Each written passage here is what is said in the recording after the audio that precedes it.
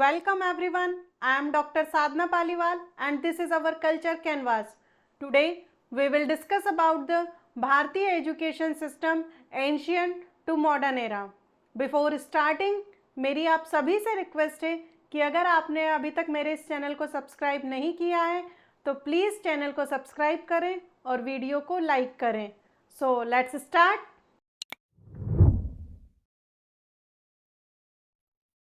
Education is something which makes man self-reliant and selfless.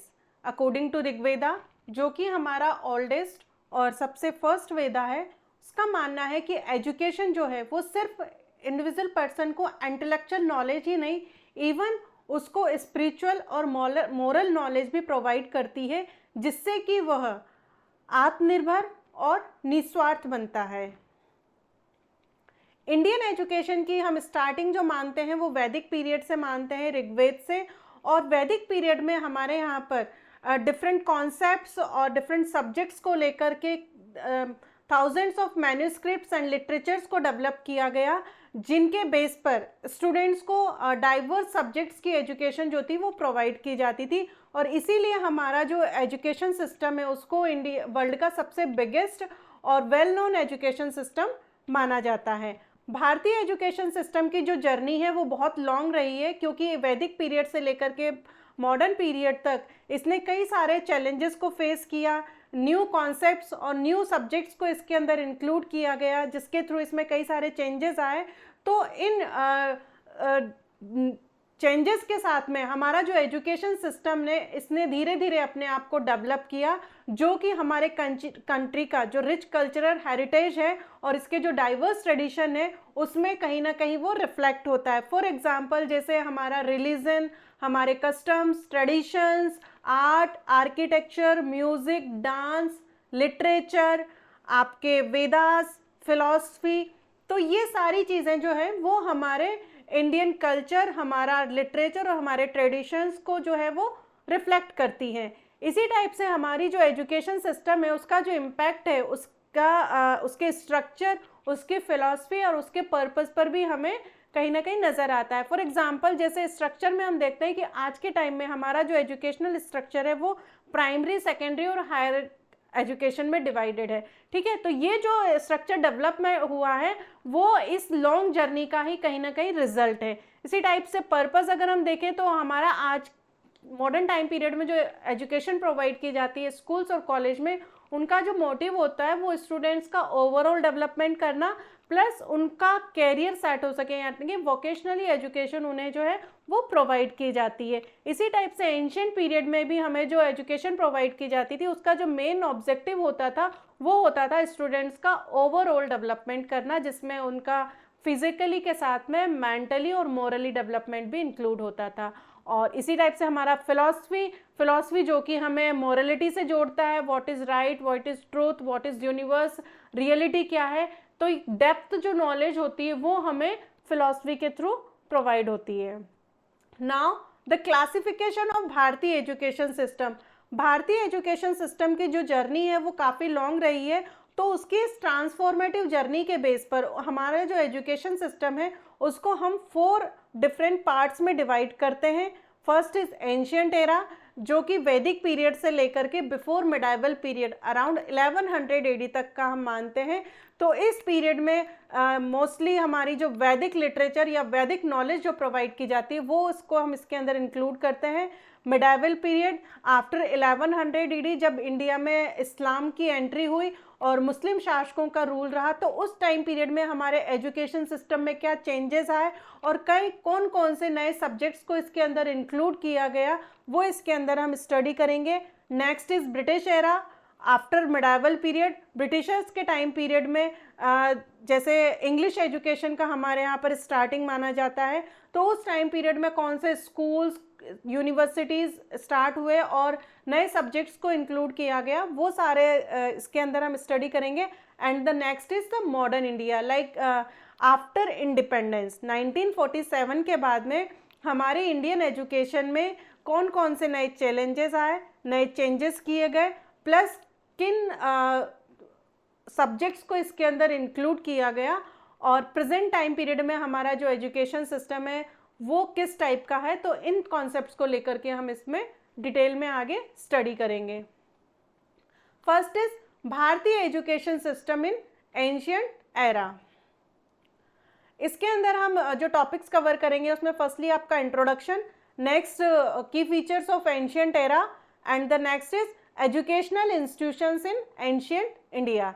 सो सबसे पहले हम इंट्रोडक्शन से स्टार्ट करते हैं और इसकी शुरुआत में एक श्लोक के साथ करना चाहूँगी जो श्री नारायण पंडित जी ने हितोपदेश के अंदर दिया है। विद्या ददाति विनयम विनयादयादि पात्रताम पात्रत्वात् धनमापनोति धनात् धर्मम ततः सुखम। इट मीन्स कि विद्या से आपके अंदर विनय आती है और जब आपके अंदर विनय आती है तो उससे आप पात्र होते हैं, यानी कि योग्यता आपके अंदर आती है, और जब आप पात्रवान बनते हैं या योग्य बनते हैं तो उसके बेस पर आप कोई भी काम करते हैं और जिससे कि आपको धन की प्राप्ति होती है। और जब हमारे पास में धन आता है तो उससे हमें धर्म की प्राप्ति होती है। क्यों? क्योंकि जब हमारे पास में अर्निंग होती है या हम जब कैपेबल होते हैं तो फिर हम लोगों की हेल्प करते हैं, सोसाइटी के लिए, कम्युनिटी के लिए कुछ करते हैं, तो उससे हमारे पास में क्या आता है, धर्म की हमें प्राप्ति होती है। और जब हमारे पास में धर्म आता है तो उससे हमें सुख की प्राप्ति होती है। नेचुरली जब हम लोगों की हेल्प करते हैं, सोशल वर्क करते हैं, कुछ सोशल एक्टिविटीज़ में इन्वॉल्व होते हैं, तो उसके थ्रू हमें इंटरनली क्या होता है, हैप्पीनेस मिलती है।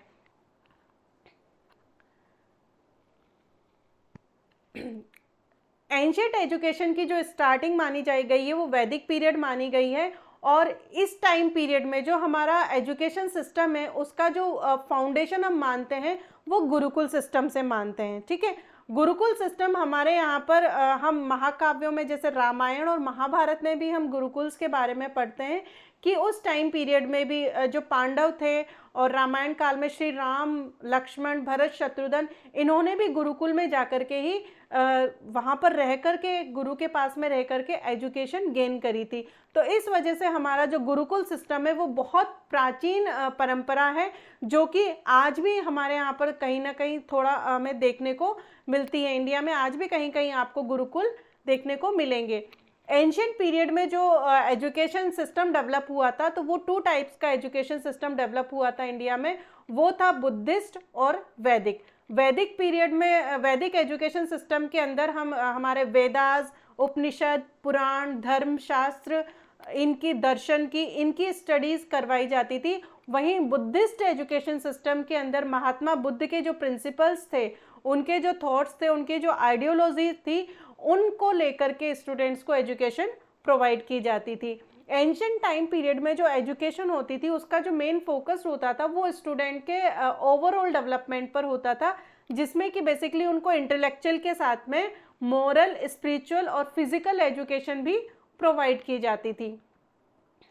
Now the key features of ancient era, Gurukul system. जैसा कि हमने बताया कि हमारा जो गुरुकुल सिस्टम है वो हमारे एजुकेशन सिस्टम का फाउंडेशन स्टोन रहा है, क्योंकि इसकी स्टार्टिंग ही गुरुकुल से होती है।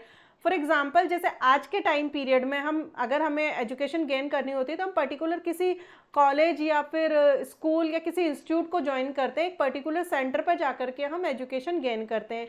उसी टाइप से एंशिएंट पीरियड में भी जो एजुकेशन गेन करने का सेंटर जो होता था वो हमारा गुरुकुल होता था। और यहाँ पर जो एंट्री मिलती थी उसमें मतलब एडमिशन का जो पीरियड होता था वो अराउंड 8 ईयर से लेकर के 12 ईयर की एज के बीच में यहाँ पर एडमिशन लिया जाता था।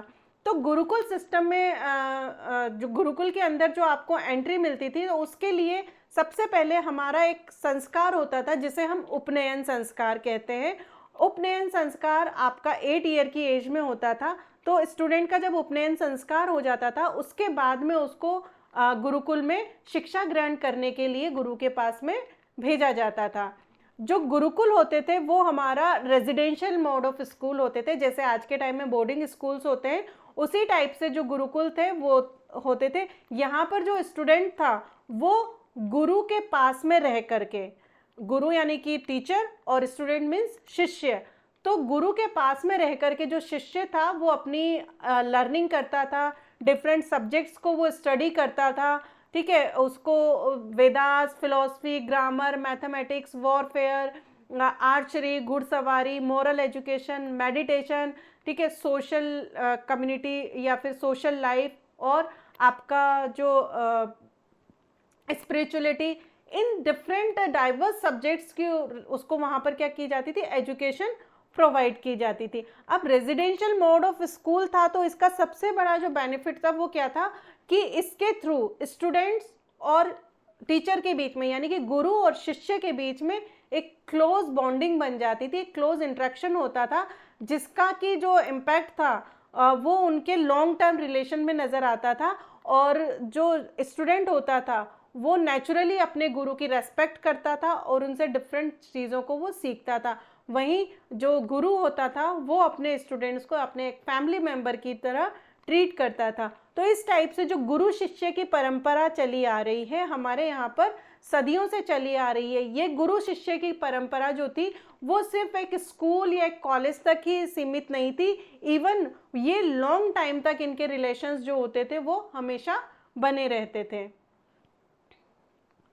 Holistic development, ancient education system का जो मेन हम देखते हैं कि उनका जो फोकस होता था वो एकेडमिक के साथ में स्टूडेंट के ओवरऑल डेवलपमेंट पर होता था, जिसमें कि वो बेसिकली उसके कैरेक्टर बिल्डिंग, उसको discipline, spiritual growth, skilled based education, spirituality, moral education, तो ये डिफरेंट कॉन्सेप्ट्स को लेकर के उनको वहाँ पर एजुकेशन प्रोवाइड की जाती थी।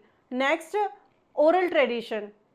जैसे आज के टाइम में हमारे पास में board, notebooks, pen, pencil, tablet, laptop सारी चीज़ें अवेलेबल हैं, तो एंशिएंट टाइम पीरियड में हमारे पास में एज ए रिटन स्क्रिप्ट्स के रूप में कोई कंटेंट या मटेरियल अवेलेबल नहीं था कि हम चीज़ों को किसी भी उस पर लिख करके बता सके। जनरली जो गुरुकुल होते थे वो गांव के बाहर जंगलों में इस्टेब्लिश किए जाते थे, जहां पर कि ओपन एरियाज में स्टूडेंट्स को क्या होता था, एजुकेशन प्रोवाइड की जाती थी। लाइक जैसे हम देखते हैं पेड़ के नीचे छांव में बैठ करके बच्चों को शिक्षा दी जाती थी ओपन एरियाज में। तो वहाँ पर इस टाइप से कोई रिटर्न के लिए बोर्ड या फिर नोटबुक्स और पेन अवेलेबल नहीं होते थे, तो जो भी एजुकेशन प्रोवाइड की जाती थी वो ओरली ट्रांसमिटेड होती थी। तो गुरु वर्बली स्टूडेंट्स को बोल के बताते थे, जो भी श्लोक्स होते थे, जो भी शास्त्रों का अध्ययन होता था वो वर्बली उनको समझाते थे, स्टूडेंट्स उनको सुनते थे, उनको और उनको मेमोराइज करते थे और रिकॉल करते थे, और धीरे धीरे फिर वो उनको अपनी प्रैक्टिस में इंक्लूड करते थे। तो इस टाइप से हमारे यहाँ पर एंशिएंट पीरियड में ओरल ट्रेडिशन अवेलेबल था। जो एजुकेशन थी वो थोड़ी सी रिस्ट्रिक्टेड थी, मतलब कास्ट बेस्ड थी, क्योंकि जो गुरुकुल में एंट्री जो मिलती थी वो सिर्फ अपर कास्ट के जो स्टूडेंट्स होते थे उन्हीं को एजुकेशन गेन करने का राइट था। लाइक ब्राह्मण, क्षत्रिय एंड वैश्य, इन क्लास के जो स्टूडेंट्स होते थे उन्हीं को एजुकेशन गेन करने का राइट था। जो lower caste specially Shudras category के जो स्टूडेंट्स होते थे उनको एजुकेशन गेन करने का राइट नहीं था। लेकिन हमारा जो गुरुकुल सिस्टम था इसकी एक बेस्ट क्वालिटी ये थी कि यहाँ पर फ्री एजुकेशन प्रोवाइड की जाती थी। जैसे आज के टाइम में अगर हम नर्सरी और प्राइमरी स्कूल में भी क्लास में भी एडमिशन लेने जाते हैं तो थाउजेंड्स ऑफ रुपीज़ की आपको फीस सबमिट करनी पड़ती है, लेकिन हमारे एंशिएंट पीरियड में आप प्राइमरी से लेकर के हायर एजुकेशन और पूरा आपका जो गुरुकुल पीरियड है उसमें आपको किसी भी टाइप की कोई फीस अपने गुरु को नहीं देनी होती थी। तो इस टाइप से हमारा जो एजुकेशन सिस्टम था वो फ्री कॉन्सेप्ट पर बेस्ड था। एजुकेशन का जो मीडियम ऑफ लैंग्वेज था वो संस्कृत था, क्योंकि जितना भी हमारा लिटरेचर अवेलेबल था उस टाइम पे, वैदिक लिटरेचर, वो पूरा लिटरेचर जो था वो संस्कृत भाषा में लिखा गया था। तो इसी वजह से जो मोड ऑफ लैंग्वेज होता था वो भी संस्कृत होता था। एंशिएंट पीरियड में हम देखते हैं कि मेथड्स जो थे हमारे यहाँ पर, जो लर्निंग के एक नए मेथड्स डेवलप हुए थे, उसमें आपका लिसनिंग, ऑब्जर्वेशन एंड कंसंट्रेशन आता है।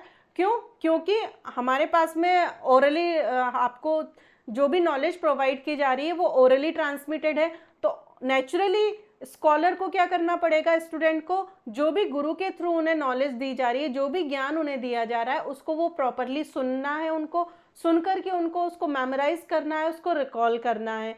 तो पूरा का पूरा जो एजुकेशन था वो लिसनिंग पर बेस्ड था। उसके अलावा ऑब्जर्वेशन, यानी कि जो भी आपको प्रैक्टिकल नॉलेज दी जा रही है, चाहे वो वॉरफेयर से रिलेटेड हो, आर्चरी हो, घुड़सवारी हो, मेडिकल से रिलेटेड हो, लाइक आयुर्वेदिक मेडिसिन के बारे में जो भी आपको सिखाया जा रहा है, ट्रीटमेंट प्रैक्टिसेस, सोशल लाइफ में आपको किस टाइप से डील करना है, सोशल प्रैक्टिसेस जो आपको सिखाई जा रही हैं, ठीक है। फिजिकल प्रैक्टिसेस में like martial art, meditation, yoga practices, तो ये सारी चीज़ें क्या होती थी, प्रैक्टिकल बेस्ड होती थी। तो उस कंडीशन में क्या होगा, स्टूडेंट्स को प्रॉपरली उन चीज़ों को ऑब्जर्व करना होगा और ऑब्जर्वेशन के बेस पर वो चीज़ों को सीखते थे और उनको लर्न करते थे। नेक्स्ट आता है आपका कंसंट्रेशन। जब आपका टोटली एजुकेशन सिस्टम लिसनिंग और ऑब्जर्वेशन पर बेस्ड है तो उस कंडीशन में स्टूडेंट्स का जो कंसंट्रेशन लेवल होना चाहिए वो बहुत ही फोकस्ड होना चाहिए, बहुत ही हाई लेवल का होना चाहिए। तो इन 3 मेथड्स को हमारी उस लर्निंग के थ्रू डेवलप किया गया और कंसंट्रेशन के लिए मेडिटेशन पर ध्यान दिया जाता था, उन स्टूडेंट्स को मेडिटेशन करवाया जाता था जिससे कि वो कॉन्सेंट्रेट होकर के अपनी चीज़ों को लर्न कर सकें और सीख सकें। एजुकेशन जो थी वो थ्योरेटिकल के साथ में प्रैक्टिकल नॉलेज पर भी हम फोकस करते थे। लाइक क्लास में स्टूडेंट्स को जो भी पढ़ाया जाता था, जो भी शास्त्रों का अध्ययन करवाया जाता था, तो उनसे रिलेटेड उनको कोई भी टॉपिक दिया जाता था जिसके बेस पर कि वो उन पर डिस्कशन करते थे, डिबेट करते थे, एक दूसरे के साथ में शास्त्रार्थ करते थे। इवन जो श्लोक्स उनको सिखाए जाते थे, जो सुनाए जाते थे, उन श्लोकों को वो क्या करते थे, मेमोराइज करते थे, रिपीट करते थे, अपने डेली रूटीन में उनको चैंटिंग करते थे जिससे कि वो उनको याद रख सकें। उसी टाइप से जो उन्हें प्रैक्टिकल नॉलेज वॉरफेयर से रिलेटेड या फिर मेडिकल से रिलेटेड जो भी उन्हें नॉलेज दी जाती थी उनको भी वो डेली रूटीन लाइफ में अपना प्रैक्टिस करते थे। और इसी के साथ में स्टूडेंट्स को गुरु के द्वारा भिक्षा मांगने के लिए सोसाइटी में, कम्युनिटी में लोगों के बीच में भेजा जाता था और उनको वहाँ पर सोशल कम्युनिटी में लोगों की हेल्प करने के लिए भी कुछ एक्टिविटीज़ दी जाती थी जिससे कि वो लोगों के साथ में घुल मिल सके, उनके साथ में एडजस्ट कर सकें। तो ओवरऑल उन्हें थ्योरेटिकल के साथ में भी हम देखते हैं कि प्रैक्टिकल नॉलेज प्रोवाइड की जाती थी। नेक्स्ट, वैदिक पीरियड में हमारे यहाँ पर विमेन एजुकेशन को भी प्रमोट किया गया, ठीक है।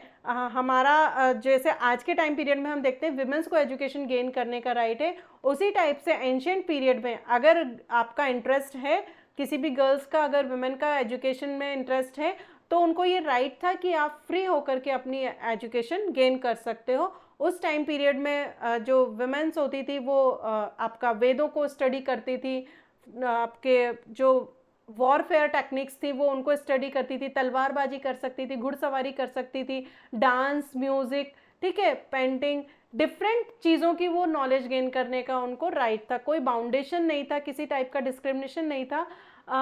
तो एजुकेशन में जो हमारा डेक्लाइन आता है वो हम देखते हैं कि राजपूत पीरियड के बाद में मुस्लिम पीरियड और राजपूत पीरियड में हमारे यहाँ पर इंडिया में विमेन एजुकेशन में डेक्लाइन आता है। लेकिन उससे पहले एंशिएंट टाइम पीरियड में हमारे यहाँ पर विमेंस को प्रॉपर राइट दिए गए थे।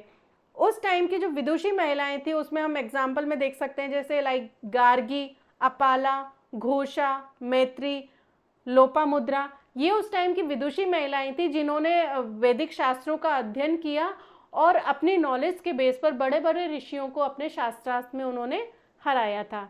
नाउ बुद्धिस्ट एजुकेशन सिस्टम वैदिक पीरियड में, एंशिएंट पीरियड में वैदिक एजुकेशन के साथ में जो पैरेलल में चला था वो बुद्धिस्ट एजुकेशन सिस्टम था। और इसके थ्रू मेनली जो एजुकेशन दी जाती थी वो महात्मा बुद्ध के प्रिंसिपल्स और उनके थॉट्स, उनके जो व्यूज़ थे उनको एज ए सब्जेक्ट्स के रूप में स्टूडेंट्स को पढ़ाया जाता था।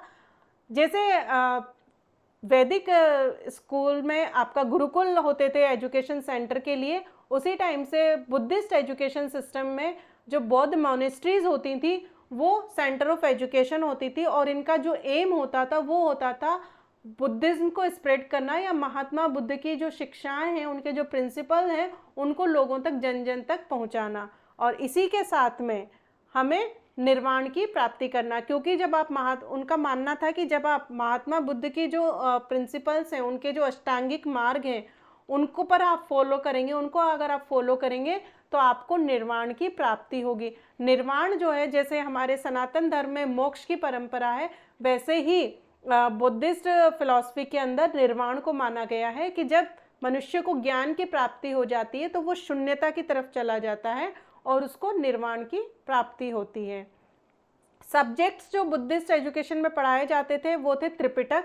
त्रिपिटक के अंदर हम 3 उनको रखते हैं, विनय पिटक, सुत्त पिटक और अभिधम पिटक। तो ये मेन इनके लिटरेचर थे जिनको कि बौद्ध मॉनेस्ट्रीज में स्कॉलर्स को स्टडी करवाया जाता था। और जितना भी बौद्ध लिटरेचर था वो मोस्टली पाली और प्राकृत लैंग्वेज में लिखा गया था। इसी वजह से जो इनका मीडियम ऑफ लैंग्वेज होता था वो पाली और प्राकृत होता था। Higher educational institutions in ancient India. Ancient India में उस टाइम पे कई सारे गुरुकुल्स अवेलेबल थे, लेकिन उसके बावजूद हमारे यहाँ पर कुछ फेमस हायर इंस्टीट्यूशन थे एजुकेशन के, जिन्हें हम लाइक यूनिवर्सिटीज़ भी कह सकते हैं उस टाइम की, लाइक तक्षशिला, नालंदा, वल्लभी, विक्रमशिला, उज्जैन, बनारस, कांची, और इसके अलावा आपका मिथिला, अयोध्या। ठीक है, तो ऑल ओवर इंडिया अगर हम देखें तो बहुत सारे हमारे इंडिया में उस टाइम पर, नॉर्थ इंडिया और साउथ इंडिया में कई सारे गुरुकुल्स जो थे वो एजुकेशन का सेंटर थे जहाँ पर कि स्टूडेंट्स को एजुकेशन प्रोवाइड की जाती थी। लेकिन अगर हम फेमस देखें तो नालंदा और तक्षशिला जो है एंशियंट इंडिया की फेमस यूनिवर्सिटीज़ के अंदर आती हैं। यहाँ पर थाउजेंड्स ऑफ बुक्स का लिटरेचर जो था वो अवेलेबल था, क्योंकि और वर्ल्ड में सबसे रिच लाइब्रेरी थी नालंदा और तक्षशिला की जो लाइब्रेरी थी वो वर्ल्ड में सबसे रिच लाइब्रेरी थी। इसी वजह से यहाँ पर फॉरेन कंट्रीज से जो स्कॉलर्स होते थे वो यहाँ पर इंडिया में आते थे और इन यूनिवर्सिटीज़ में वो हमारा जो लिटरेचर है, बौद्ध लिटरेचर है, वैदिक लिटरेचर है, हमारे जो शास्त्र हैं उनको वो स्टडी करते थे। For example Hiuen Tsang, Fa-Hien, Itsing, Megasthenes, ये फॉरेन स्कॉलर्स हैं जो कि एंशियंट एंशियंट पीरियड में इंडिया में आए और यहाँ पर रह कर के इन्होंने इन यूनिवर्सिटीज़ में एजुकेशन गेन किया था। अब इसके आगे के जो नेक्स्ट टॉपिक्स हैं, education in medieval India, education in British period and modern period, in topics के बारे में हम नेक्स्ट लेक्चर में डिस्कस करेंगे। So thank you all of you.